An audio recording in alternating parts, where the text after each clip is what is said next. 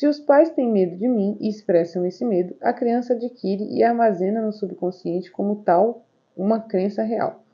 Se o seu instrutor religioso da criança expressar qualquer tipo de forma de medo de mim, e todos expressam, esse medo se soma ao temor dos seus pais. De modo semelhante, a criança aprende por imitação a limitar sua força de pensamento, preenchendo a mente com inveja, ódio, ganância, luxúria, vingança e outros impulsos negativos que destroem a possibilidade de definição de propósito. Olá, eu sou Sandra Carvalho e esse é mais um Compartilhando Insights.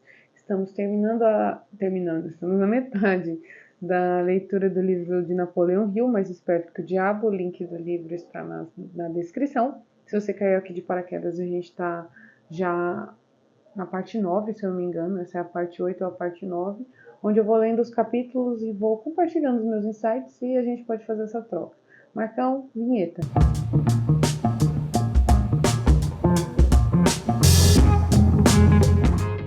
Bom, a gente está na página 62, onde a gente entra na parte de propósito definido. Vamos lá? Esse capítulo é maiorzinho, então já vou começar lendo logo. Vossa Majestade procederá agora à revelação dos 7 princípios pelos quais os humanos podem obter liberdade espiritual, mental e física. Conte o que sabe sobre o princípio do propósito definido, se é algo com que se nasce ou que pode ser adquirido. Todos os humanos nascem com o privilégio e potencial de definir seus propósitos, mas 98 de cada 100 pessoas perdem esse privilégio porque não o utilizam nem tomam consciência da sua existência. Descreva como as pessoas negligenciam o privilégio de serem livres e autodeterminadas. Quando um bebê começa a reconhecer os objetos ao seu entorno, também começa a imitar as outras pessoas. A imitação abrange não só a expressão física, mas também o pensamento. Se os pais têm medo de mim e expressam esse medo, a criança adquire e armazena no subconsciente como tal uma crença real. Se o seu instrutor religioso da criança expressar qualquer tipo de forma de medo de mim, e todos expressam, esse medo se soma ao temor dos seus pais. De modo semelhante, a criança aprende por imitação a limitar sua força de pensamento, preenchendo a mente com inveja, ódio, ganância, luxúria, vingança e outros impulsos negativos que destroem a possibilidade de definição de propósito. Enquanto isso, me hospedo na mente dessa criança e a induzo a se alienar até que o controle total sobre ela por meio de ritmo hipnótico. Então, a importância imagina desde criança, a criança ter outro tipo de discernimento do que é a realidade, de como a realidade se desdobra, como esse conhecimento seria poderoso, né? Deveria ser ensinado, ser uma matéria na escola, de como é que a mente desdobra o espaço. Mas nem os adultos sabem disso. Agora você imagina o poder que uma criança tem de já saber essas informações desde pequenininho, né? Ela já cresce sabendo, poxa, o que existe do lado de dentro é o que eu vou desdobrar do lado de fora. Eu tenho bons exemplos ao meu redor, eu reconheço os objetos e eu reconheço tudo à minha volta faz parte de uma grande mente, né? E inclusive a minha mente também está participando do desdobramento dessa realidade aqui. Como eu posso ser um ser humano melhor? Como eu posso me melhorar? O que o meio está me falando? Então imagina quão poderoso seria, né? Se todas as crianças, se nós como crianças já tivéssemos tido esse tipo de educação, seria um outro mundo, né? Vossa Majestade tem que ganhar o controle das pessoas enquanto são muito jovens, sob pena de perder a oportunidade? Prefiro dominá-las antes que tomem conta da sua própria mente. Aquilo que eu falei. Uma vez que aprendam o real poder dos próprios pensamentos, tornam-se positivas e aí é muito difícil que se submetam a mim. Na verdade, não tenho poder nenhum sobre o ser humano que descobre e usa o princípio da definição do propósito. A gente tem metas claras e objetivos claros, né? O hábito da definição de propósito seria uma proteção permanente contra o seu controle? Não, de certa forma não. A definição fecha as portas da mente para mim, mas só as mantém fechadas caso a pessoa siga o princípio de forma sistemática e permanente, fazendo dele um hábito. Caso hesite, procrastine ou torne-se indefinida sobre qualquer coisa, fica a um passo de deixar essa proteção e ser envolvida por mim e pelo meu controle. Então é quando você fecha todas as brechas, presta atenção em todas as condições latentes e observa, isso aqui está me levando para o meu objetivo? Essa discussão com essa pessoa está me levando para o meu objetivo? O que eu estou fazendo todos os dias está me levando para o meu objetivo? Não deixar nenhuma brecha, nenhum momento de falha. onde ele está falando aqui que é onde ele pega sua mente e impede você de desdobrar o que você realmente quer. Gostaria de saber se a definição de propósito pode trazer destruição via lei da compensação. Essa parte é bem interessante. Poucas pessoas entendem como usar o princípio do propósito definido sem atrair para si as implicações negativas da lei de compensação. Aqui você me força a revelar um dos meus truques mais valiosos. Pela definição de propósito, trago de volta aqueles que escapam temporariamente. Preencho a mente deles com ganância por poder até caírem no hábito da violação dos direitos dos outros. Aí entro com a lei de compensação e os retomo. Baseado em suas admissões, o princípio da definição de propósito pode ser perigoso. Sim, e o mais importante, cada princípio do bem carrega consigo a semente de um perigo equivalente. Como o universo é dual, não existe só uma coisa só, não existe só fazer uma coisa boa. Dentro da minha ação boa também vai ter uma carga de uma ação ruim, porque as duas coisas, o universo dual, elas estão juntas. Então, assim, por mais que às vezes está acontecendo um mal, se você treinar o seu olhar, você vai saber, ali tem também uma grande oportunidade. E existe alguma parte boa naquilo, não existe uma coisa só totalmente ruim ou uma coisa só totalmente boa. As duas coisas, elas se complementam, elas andam juntas. Para o crescimento do universo. Não necessariamente quer dizer que tudo vai ser mil maravilhas, não. O universo ele quer se expandir. E aí a gente observa, né, o desdobramento de várias coisas até onde vai tudo. Porque como tudo dentro do bem tem um pouco de mal e dentro do mal tem um pouco de bem, aí às vezes nossa mente buga e não consegue abarcar tudo, né? Mas é mais ou menos isso. Se você tiver esse princípio claro na sua mente, você consegue ficar um pouco mais neutro, digamos assim. Você não sofre tanto com esse pêndulo. Não quer dizer que você não vai sofrer, mas você vai conseguir se manter um pouco a mais acima na sua frequência, sabe? Quando você entende esse tipo de informação. É difícil acreditar nisso. Que perigo, por exemplo, haveria no hábito do amor à verdade? Essa parte, ó. O perigo encontra-se na palavra hábito. O amor à verdade, a menos que assuma a proporção da procura definitiva pela verdade, pode se tornar similar a todas as outras boas intenções. E você sabe o que eu faço com as boas intenções. Aqui ele está falando que se a pessoa não tiver o objetivo claro e o hábito, né, de manter aquilo sempre, você montar a sua rotina dentro dos hábitos de acordo com o que você quer desdobrar, ele está falando que ele pega ali as boas intenções e ele sempre dá um jeito de corromper elas com o passar do tempo. O amor pelos parentes também é algo perigoso? O amor por qualquer coisa ou pessoa pode ser perigoso. O amor encobre a razão, limita a força de vontade e cega a mente para os fatos e para a verdade. O amor é uma das minhas iscas mais efetivas. Mostre-me aquilo que uma pessoa mais ama e terei a chave para saber como essa pessoa pode ser induzida a se alienar até cair no ritmo hipnótico. Amor e medo combinados fornecem as armas mais efetivas com as quais induzo as pessoas a se alienar. Amor e medo são forças emocionais de tão estupenda potência que retiram a força de vontade e o uso da razão. Sem o poder de vontade da razão, não há nada mais que possa sustentar a definição de propósito. E amor é o oposto do medo. Então, os dois andam juntos, têm extrema potência e fala o quê? Se você não usar a razão, não importa, eu amo todas as coisas. Tá, mas acima desse amor está a sua razão? Acima deste amor, você tem que colocar, tem vários, eu costumo falar o que a minha mestra Maria Pereira fala, né? Belo, bom, verdadeiro, ético, moral e justo para a maioria das pessoas.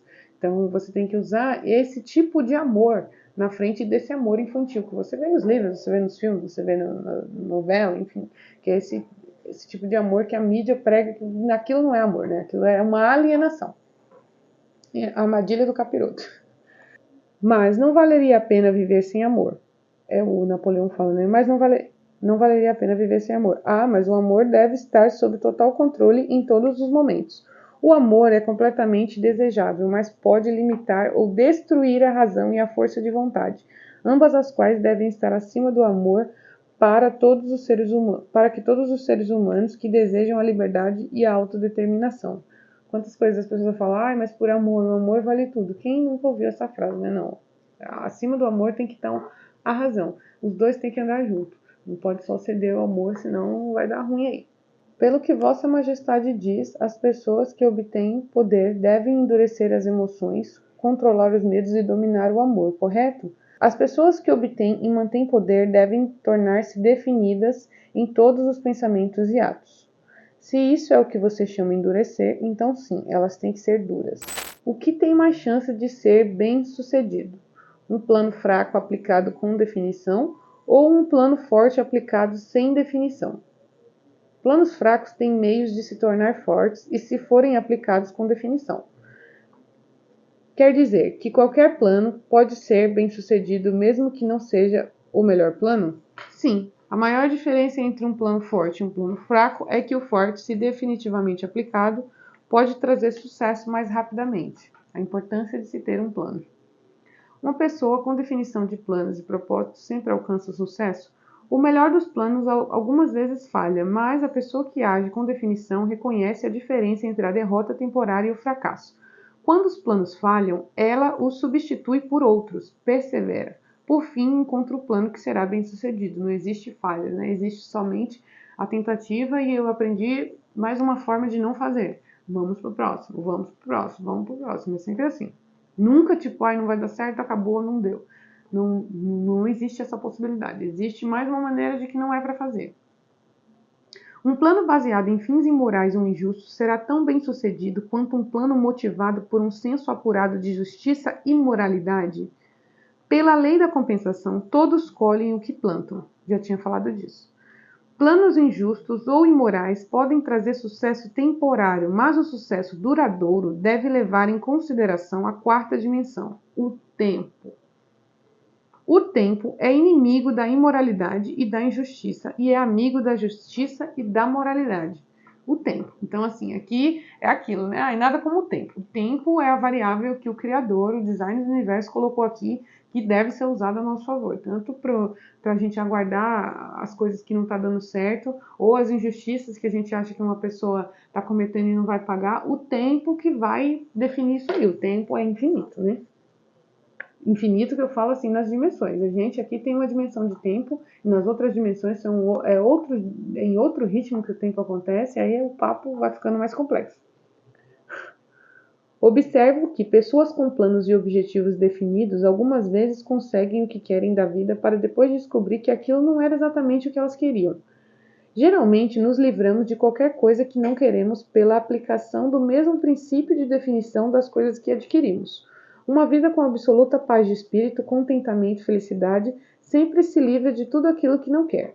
Qualquer um que se submete a essas coisas que não quer por um longo período de tempo é um alienado. E as pessoas casadas que deixam de querer estar uma com a outra devem se separar ou é verdade que todos os casamentos são feitos no céu e os contratantes estão eternamente ligados? Essa pergunta é legal. Ó. Primeiro, deixe-me corrigir o velho ditado de que todos os casamentos são feitos no céu. Conheço alguns realizados do meu lado da cerca. Mentes que não se harmonizam jamais deveriam ser forçadas a permanecer juntas no casamento ou em qualquer relacionamento. O atrito e todas as formas de discórdia entre as mentes levam inevitavelmente ao hábito da alienação e, por consequência, à indefinição. As pessoas não são algumas vezes ligadas a outras por uma relação de dever, o que torna impraticável tirarem da vida o que mais querem. As pessoas não são algumas vezes ligadas a outras por uma relação de dever, o que torna impraticável tirarem da vida o que mais querem. Ele está falando aqui daquelas pessoas que, eu sou obrigado a fazer tal coisa por fulano, né? E aí ele fala, dever é uma das palavras mais abusadas e mal entendidas. O primeiro dever de cada ser humano é consigo. Cada um deve a si o dever de descobrir como ter uma vida plena e feliz. Se tem tempo e energias extras são necessários não necessários para os seus próprios desejos, deve assumir a responsabilidade de ajudar os outros. Então, você só vai ajudar o outro se você tem tempo e energia extra de sobra e depois de você saber que você já fez tudo o que você podia para ter sua felicidade plena. Né? Ninguém deve nada para ninguém, aquela famosa premissa. Isso não é uma atitude egoísta? O egoísmo não é uma das principais causas do fracasso em achar a felicidade? Aí ele responde mais uma vez, mantenha o que eu disse. Não existe maior dever do que aquilo que devemos a nós mesmos. Um filho não deve algo aos pais que lhe deram a vida e sustento? De forma alguma, é exatamente o oposto. Os pais devem aos filhos tudo o que possam dar na forma de conhecimento, Só que os pais, em geral, mimam em vez de ajudar os filhos. Tudo por um falso senso de dever que os faz satisfazer a criança em vez de forçá-las a procurar obter o conhecimento. Então, assim, você vê, né? Ele fala que a gente tem essa coisa na sociedade, você deve para os seus pais, mas na verdade, eles só podiam ajudar a gente com conhecimento. E é só até um certo ponto. Depois disso, a partir daí, você desdobra a sua jornada sozinho. E assim, você tem que lutar para você ser feliz e, consequentemente, a partir de você, a gente tem essa coisa, não seja egoísta, ajude o próximo, não sei o quê. Mas você só pode fazer isso se você estiver bem consigo mesmo. Se você não estiver bem consigo mesmo, não vai dar em nada os atos que você vai querer fazer para ajudar as outras pessoas. Vossa Majestade considera a oração um meio de alcançar fins desejáveis? Pelo contrário, considera a oração poderosa, mas não um tipo de oração que consiste em palavras vazias, sem sentidos e suplicantes. O tipo de oração contra a qual não tenho nenhuma força é a oração com um propósito definido. Então, tem o seu propósito definido para que quando você sentar para conversar com Deus, que é você mesmo, vou pedir para o Marcão deixar aí nos cards esse vídeo de eu superior, onde a gente entende que Deus, eu sou Deus, Deus sou eu. Então, assim, quando eu sento para orar, eu tô falando comigo mesmo. Assiste o vídeo que você vai entender melhor. Ou não, né? Ou talvez bugue sua cabeça também, mas é normal. Nunca pensei na definição de propósito como uma oração. Como pode ser isso? A definição é, em efeito, a única forma de oração em que alguém pode realmente se basear. Ela posiciona a pessoa de forma que use o ritmo hipnótico para alcançar fins definidos, apropriando-se da grande fonte universal da inteligência infinita. Essa apropriação ocorre pela definição do seu propósito. Por que a maioria das orações falha? Não falha, todas as orações trazem aquilo pelo qual se reza. Vossa Majestade disse que a definição de propósito é o único tipo de oração em que alguém pode se basear. Agora diz que todas as orações trazem resultados. Como pode ser isso? A maioria das pessoas recorre à oração só após tudo mais ter falhado. Naturalmente, começam a oração com a mente cheia de medo de que não serão atendidas. Bem, os medos então são realizados. A pessoa que começa uma oração com um propósito definido e fé inabalável de que vai alcançá-lo, coloca em ação as leis da natureza que transmutam os desejos dominantes no seu equivalente físico. Uma forma de oração é negativa e traz resultados negativos. Outra forma é positiva e traz resultados definidos e positivos. Poderia haver algo mais simples? As pessoas que se lamentam e imploram para que Deus assuma a responsabilidade por todos os seus problemas e supra todas as suas necessidades e luxúrias, não são, na verdade, muito preguiçosas para criar e traduzir o que querem em uma realidade física pelo poder da sua própria mente. Quando você escuta alguém rezando por algo que deveria conseguir com seu próprio esforço, pode ter certeza de que está escutando um alienado. Então, assim, até a parte como você ora, você tem que ter cuidado, né? Essa hora a luz fica bem bonita aqui no apartamento. Legal, né? Eu vou encerrar o vídeo por aqui, porque esse capítulo é um pouquinho mais longo. A gente está indo para a página 74. Então, assim, o link do livro está na descrição. Quem quiser ver, guia de bolso, é o pequenininho, a versão mais pequenininha. Deixe o seu like, deixe o seu comentário. Eu adoro a interação com vocês. E até o próximo Compartilhando Insights. Um beijo. Fui!